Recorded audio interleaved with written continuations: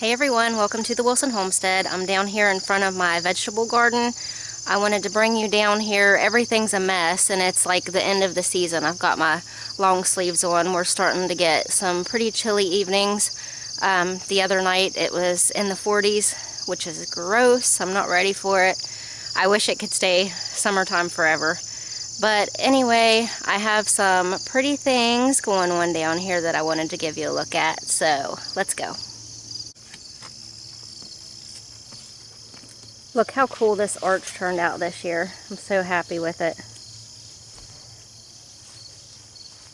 I have a variety of things planted on it. These that are hanging down here are sunset runner beans. And most of them, I just left the beans on so I can save seeds for next year. But this massive middle section right here that filled in really good are Kentucky Wonder pole beans. So I've been picking a bunch of those.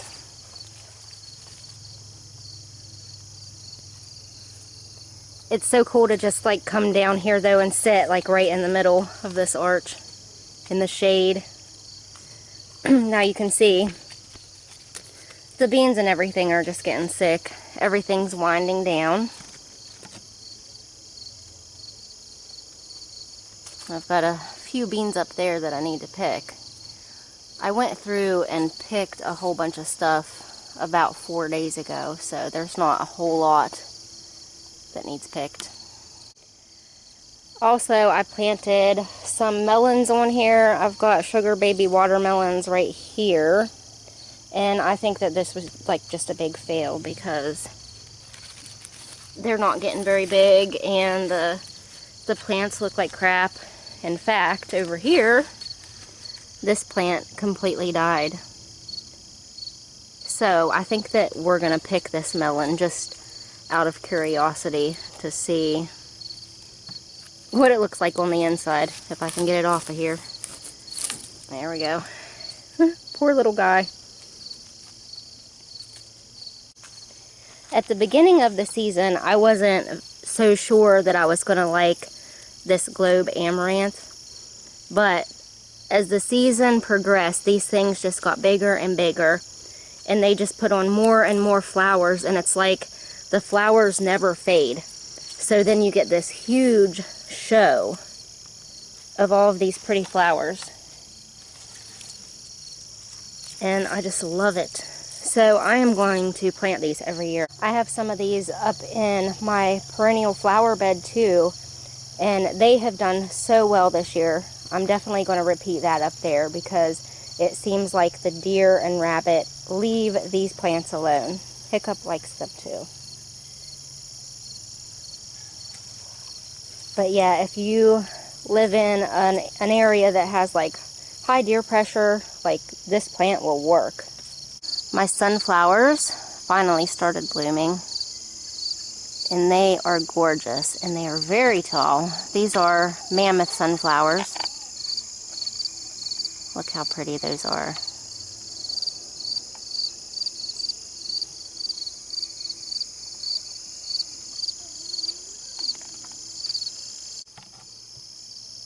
All of the tomatoes are pretty much done for.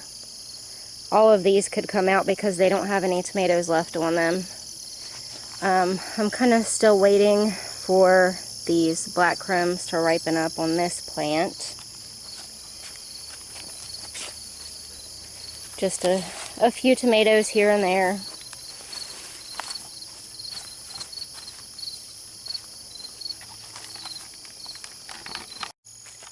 This carrot bed is ready to be harvested. I just haven't had time to do it yet. You can see some of them are going to flower. Those won't be any good. Let me stick your face down in here and you can see that these carrots are pretty good size. So they need picked pretty soon.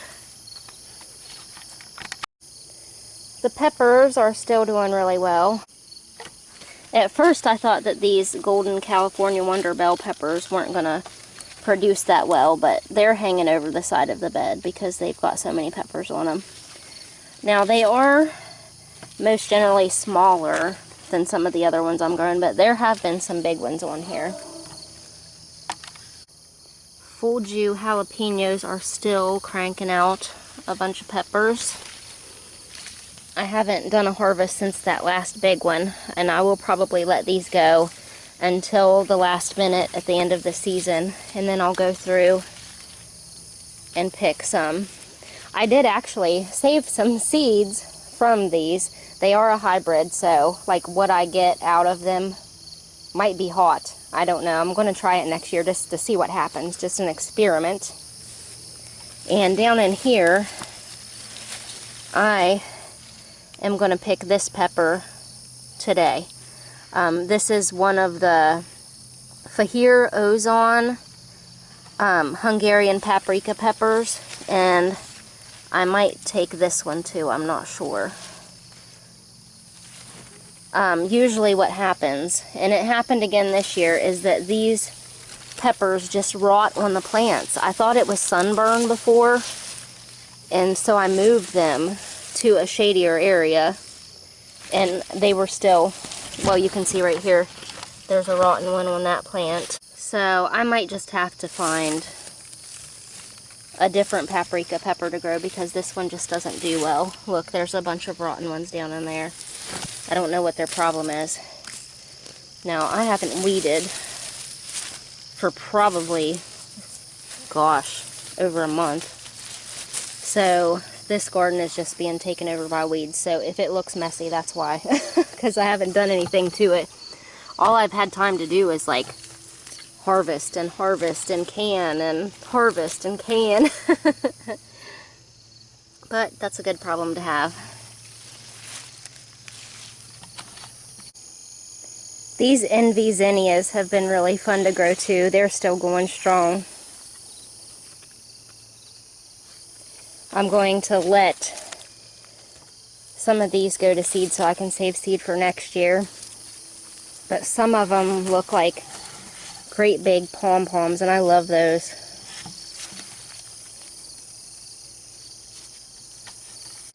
This tomato was a total fail for me. I will never grow this variety again. This is blue cream berries. It's one of the Wild Boar Farm varieties. And this has been the worst splitting tomato that I've ever had, which we did have a lot of rain. But even times whenever we didn't have a bunch of rain, like if I would just pick these and carry them up to the house, they would be split by the time that I got up there. So I won't ever grow this variety again. It just splits way too easy. And I don't really like the flavor that much, so. The Berries Crazy Cherry is another one that I probably will not grow again. Now, it didn't split like the other one did. It just got really sick. So I probably will not grow that variety again. Now, one that I probably will grow again are these white cherries. They got sick, but they still kept putting out new growth. So I will definitely grow those again because they are very tasty. Now up here, I was telling you I got my labels mixed up because these three plants were all supposed to be black cherry, which is my favorite. But it turned out that one of them was red and kind of looks like mortgage lifter. And then over on this side, this is a yellow tomato. I didn't plant any solid yellow tomatoes this year, so I am guessing that somebody else mixed up seeds at the seed company. Because I grew nothing like a solid yellow tomato this year, and I can't remember where I got those seeds from. I was thinking it was from In My Gardener. Don't hold me to it though. But, you know, it's still a tomato. I was a little bit disappointed that I didn't have very many black cherries this year, but oh well. Juliet tomatoes are still cranking them out like crazy, even though the plants are a little bit sick. This will be the last one of the tomatoes still going and going and going.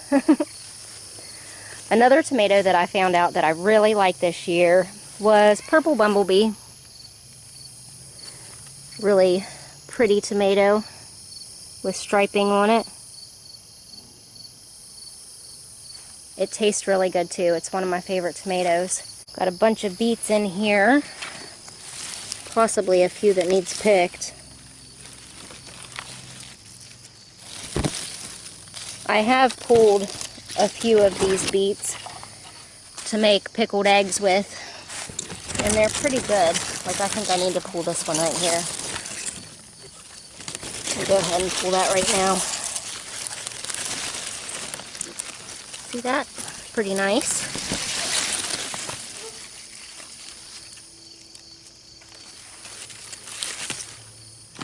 I did accidentally pull one of the little ones out, but that's okay. I'll just give that one to the chickens.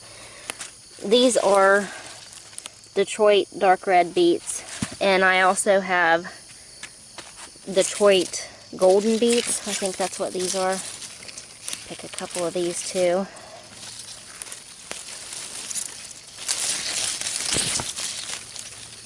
See that? Isn't that pretty?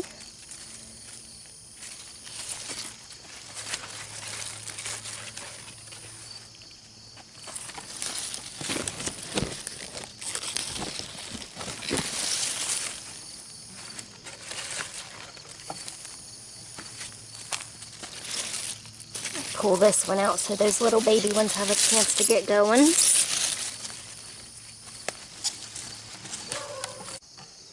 Up here I have rutabaga. They're Laurentian rutabagas, and I've never grown rutabaga before. I've never even eaten it, but they did pretty well. I've got some big ones in there. I might actually pull a couple of these tonight while I'm down here, so that way I can cook them up and see if we like them. These plants had a really hard time though. You can see if I go through here. I'm trying to be a little bit more steady with the camera because I just edited a video from a few weeks ago. It was a tomato video, the first tomato harvest, and it was like watching the freaking Blair Witch Project, so I need to calm it down whenever I'm showing you things, because I just like shove your face down in there and move around real fast, and I don't want you to get sick whenever you're watching these. But these leaves just got ate to pieces by the cabbage moth larvae. Cabbage loopers, I guess that's what they're called. But they laid their eggs on these leaves, and almost all of the leaves looked like this just a couple weeks ago. They started to put out some new growth, and you can tell that the cabbage moths must be done for the year because there's no more eggs or anything on the backs of these leaves. But I think we'll go ahead and pick this big one here. I don't really know how big you're supposed to let these get. I should have Googled that before I came down here, but I didn't. So, oh Lord have mercy. Ugh. There we go. Quite a root system it has there. Gee whiz. Look at that. That's pretty nice, I think. I'm not really sure. It looks nice to me. Am I supposed to let it get bigger than that? I don't know. But we're going to go with it. Now, some of them are still pretty small. It's spotty. Like, some are great big, some are small. Hold on. Here I go, shoving your face around again. I want to show you this one. This one's even bigger. See that? Alright, we got quite the harvest basket going on here. All different kinds of things. Uh-oh, I'm going to crush my tomatoes that are down in there. I wonder if my chickens will like to eat these leaves. Ooh, there is some kind of eggs right there. What is that?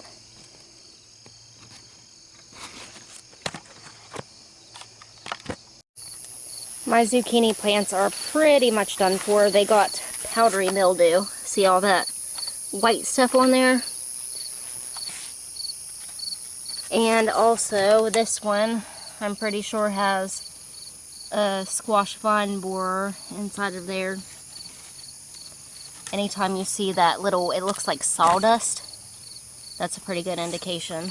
So here pretty soon, I'm going to pull these plants up and I'm going to take them up to the chicken coop and I'll open the plants up so they can eat the larva that's inside of those. Now this one, I'm not sure. I don't really see any of that damage on this one or this one. This one's still producing. Even though it has powdery mildew, it's still cranking out a few zucchinis. These red swan bush beans, I decided to just let them go so that way I can collect some seed off of them at the end of the season. So what you do whenever you want to save beans is you just leave them on the plant until they get brown and crunchy, and hopefully they have time to do that before we get frost. Then I will have all kinds of seed for next year. What are you doing?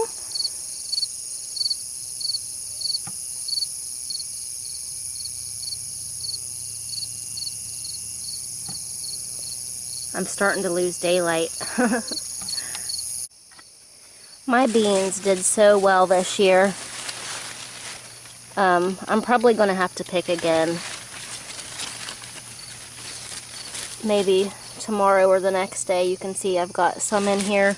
And plus down here, I planted a whole new crop of beans right after I got the garlic out of this bed. So they're going to be coming on pretty soon.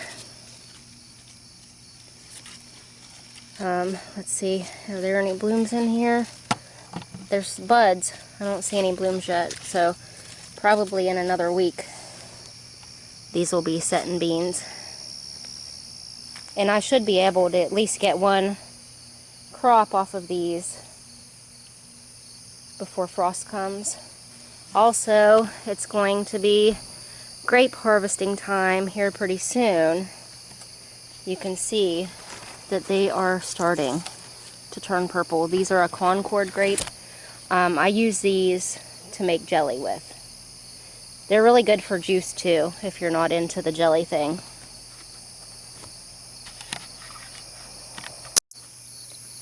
I'm letting my dill go to seed too, so I can save seed. Like as soon as this gets a little bit more brown, I will pick it, and then all you got to do is rub your fingers over this and the seeds will fall right off. But it just needs a little bit more time to dry out.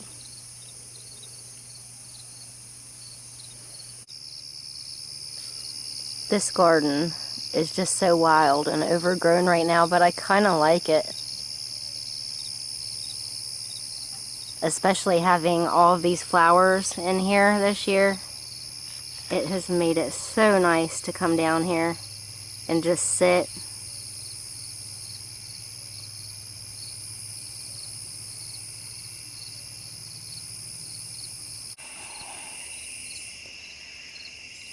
Okay, it got dark really fast. I didn't have enough time. So I went through and picked a whole bunch of stuff real fast. And so I'm going to take you back up to the house with me where there's light, and I can show you everything I got. And we will cut that humongous watermelon open and see what it looks like inside. Okay, I'm back up here in my house. I have my harvest right here. I just wanted to give you a closer look at everything that I got since you didn't get to see it while I was out in the garden. So let's start taking some of this out of here.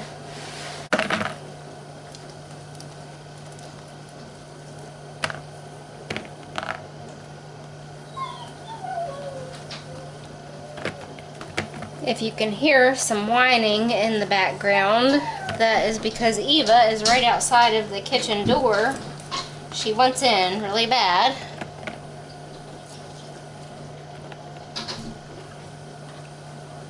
And also, I apologize because every time I bring you in my kitchen, the dishwasher is running in the background. So, when I come inside, it gets noisy. When I go outside, the neighbors make noise. So I always have excessive noise in my videos.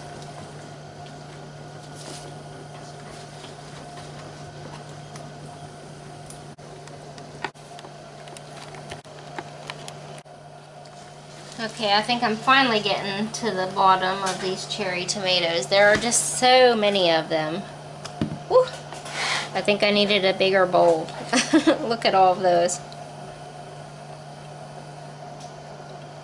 I just love these purple bumblebees. They're so cool. And now this one is actually, it's like a double tomato. It came from a fused blossom because they're usually, let's see here if I can find one without knocking the whole lot over. They're usually this size, and this one is massive.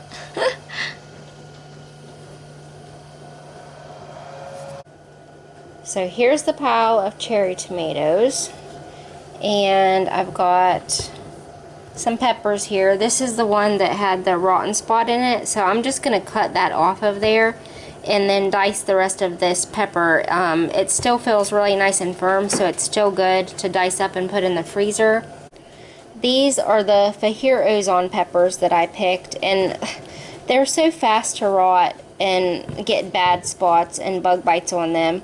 So I went ahead and picked these other two. What I'm going to do with these, and I know it isn't going to make a whole lot out of these 3 little peppers, but I'm going to slice them thin, put them in my dehydrator, and then I'll grind them up for paprika powder. I'm going to have to find a more resilient pepper for paprika because I've given this plant a couple years in my garden now, and like this is the first actual harvest that I've got of red peppers that actually ripened instead of rotting on the plant. This is my lot of slicer tomatoes that I got. Now, like I said, everything's winding down. I was getting bigger harvests earlier in the year, but you know, everything's dying off. This is a hillbilly tomato. You can see it has that little bit of red streaking in the bottom. It's a yellow tomato. These are really good. I thought that I grew those last year. I bought starts from a greenhouse that said hillbilly. They ended up to be a yellow tomato with none of this stuff on the bottom, and they were like hollow in the inside where usually the seed sacs are. They were hollow and weird. So I thought, I don't like the hillbilly tomato, but I bought my own seeds and started them and grew them this year, and these are actually a really good tomato. The flavor is fantastic, and they're pretty meaty inside, and they don't have those hollow spots. Now this one right here, this is the orange tomato that I told you I thought I was planting black cherry tomatoes, and this ended up to be an orange tomato. So I went ahead and picked that one. And this here is a triple crop. It wasn't quite ripe yet, but I went ahead and picked it. I'm just going to have to cut the ripe pieces off here because it's cracked so bad that it's like, oh, I don't know what happened. It must have been from all the rain why it cracked. And then I have a few little odds and ends things here. I think this might be a black creme. These two right here are Amish paste tomatoes. So I'm going to leave most of these on the counter to ripen except for this one, and it definitely just needs the ripe spots cut off, and it needs to be put in the freezer. Plus I have my pathetic little watermelon here. I'm kind of anxious to cut into this, but first I want to go over the rest of this stuff before we do that. The rest of what I have in this basket is root vegetables. I picked, this is going to make a total mess on my bar right now, but anyway, I picked this massive thing, this massive rutabaga. And I don't even, see, I told you I was going to make a mess. It's dropping dirt everywhere. I need to get these cleaned up. I'm going to trim the roots off of this and the tops. The tops are going to go to the chickens. And also, I have some beautiful beets in here that need cleaned up. So I'm going to get these cleaned up and then I'll show you what they look like.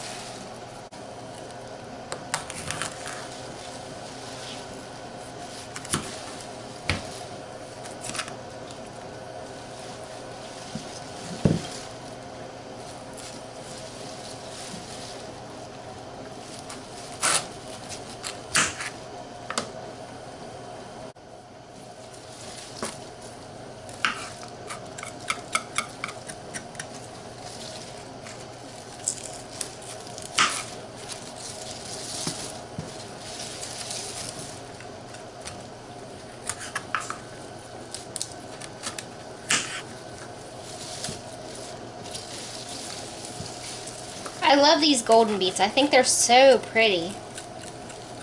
Actually, I think I'm going to try to make a batch of pickled eggs with just the golden beets only. So that way they turn like a yellow color instead of red. I think that would be really cool. Plus these have a little bit of a sweeter flavor than these red beets do. So it'll be interesting to see if it actually makes a big difference with pickled eggs. Okay, now for the moment that we have been anticipating the whole time. What is this melon gonna look like on the inside? Do you hear Eva at the door? She's making such a ruckus. Ah! I wasn't expecting that. It actually is a little bit red on the inside. It smells like watermelon. Maybe I should taste it. Let me get a spoon out of here. I bet it's going to be terrible. It's not quite all the way red, so I know it's not going to taste that good.